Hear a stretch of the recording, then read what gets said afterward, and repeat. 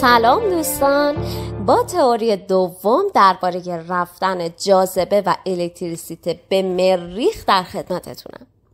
توی این تئوری جاذبه همچنان افسرده است ولی الکتریسیته برعکس. بگو چرا؟ این دفعه هر دو دوست پیشبینی این رو میکنن که توی مریخ ممکنه شرایط تئوری اول براشون پیش بیاد. پس بر این میشن که تنها به اونجا نرن. خب الکتریسیته که دور و برش پر بود از وسایلی که بهش نیاز داشتن، پس به هر کدوم که گفت روش زمین انداختن. الکتریسیته هم مثل نوح یک کشتی ساخت و از هر وسیله برقی ممکن یک زوج با خودش به مریخ برد و برای خودش امپراتوری رو انداخت که نگو.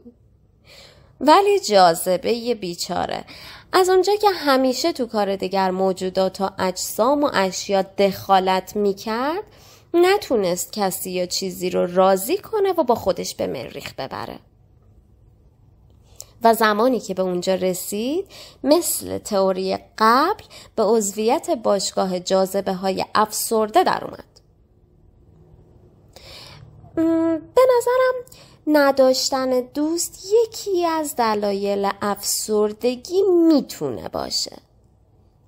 نظر شما چیه؟ بیایید با هم از طریق کامنت بیشتر در ارتباط باشیم. به امید این که همیشه دور و برتون پر باشه از دوست و رفیقای دلسوز و با معرفت.